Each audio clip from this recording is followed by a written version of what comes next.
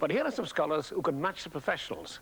The Christ Hospital show band, under the eagle eye of their conductor, David Elliott, perform for us now the very own interpretation of Neil Heffy's Little Darling.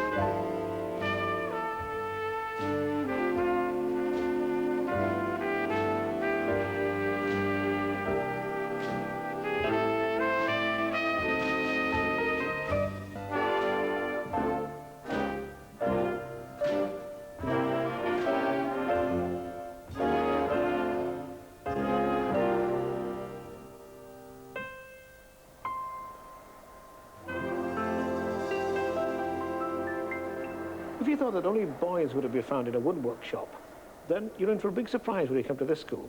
Here we are in the well-equipped Craft, Design and Technology Centre, where Zoe Hookins is making a special clock for a mother who is blind. Zoe, tell us about the clock. Well, instead of having numbers, it has braille on it, braille dots. How long have you been blind then, Marianne? Oh, since I was a child. I was educated as a blind child, so of course it isn't a problem really. No. It never has been a problem. And the children aren't really bothered about whether I'm blind or otherwise. It hasn't really a difference to them. Yeah. So, but when your husband died, of course, that presented a lot of problems, didn't it? Yes, I mean, obviously it made life a little bit harder. And it's natural to graduate towards somebody who is strong, and Zoe is a strong personality. And this is obviously one of the reasons why I felt that it just isn't fair to depend on a child. I felt that she ought to go somewhere that where she would be able to benefit from everything in life. And Christ Hospital seemed to offer that, and it develops the whole person, and certainly I've seen a tremendous change in her in the last year. And you have another child ready to come here too, haven't you? I have a younger child, a little boy, and he's hoping to come here if he passes the exam, so he's working very hard at the moment. You're looking forward to it, is he? I think so, yes, I think he's very keen. The first scholars at Christ's Hospital were encouraged to read Latin and be musical. Perhaps they'd be surprised to hear Andrew Gordon's rock group, because they prefer their own style of music to the classics. Daylight kicked me into day. I must have been asleep for a day. As I moved my lips to breathe her name, I opened up my eyes.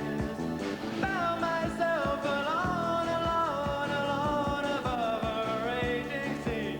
This all the only girl I love, and drowned her deep inside of me. You, soft and lonely, you, lost and lonely, you, just like heaven. Richard Poulton is the latest in a long line of distinguished men to serve as headmaster of Christ's Hospital. How do you feel when you first came to this famous school? You come as headmaster. How do you feel? It was a very frightening experience. I can remember my first assembly having to go in and speak to 850 children and 90 staff looking very quizzically at me. And I spoke perhaps slightly solemnly about how I would expect them to greet me, and I would greet them, and I would use their names if I knew them, and I would ask if I didn't, and so on.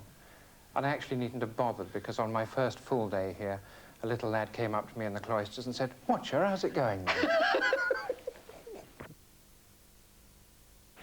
Now, what do you hope to give the pupils when they're here?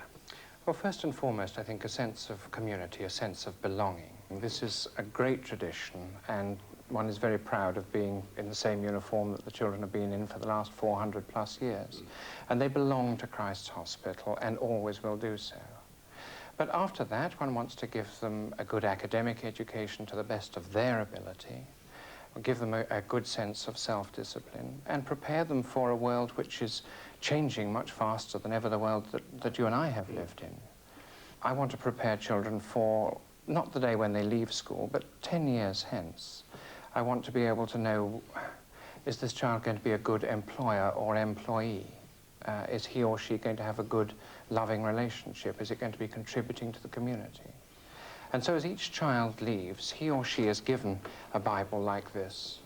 And at a leaving service, I say to all the leavers, and the charge is printed inside the Bible, I charge you never to forget the great benefits that you've received at this place, and in time to come, according to your means, to do all that you can to enable others to share the same advantage.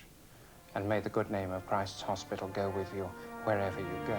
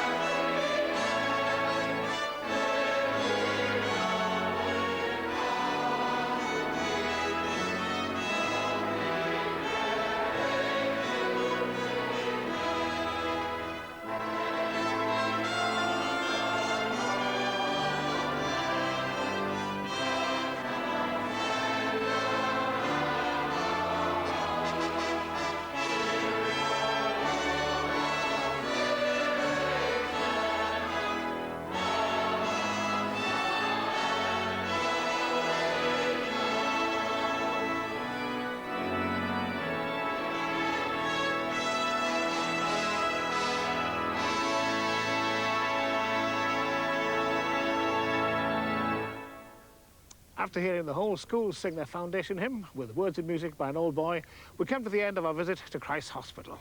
Now, coming to a school like this, although vastly different, inevitably reminds me of my own school days.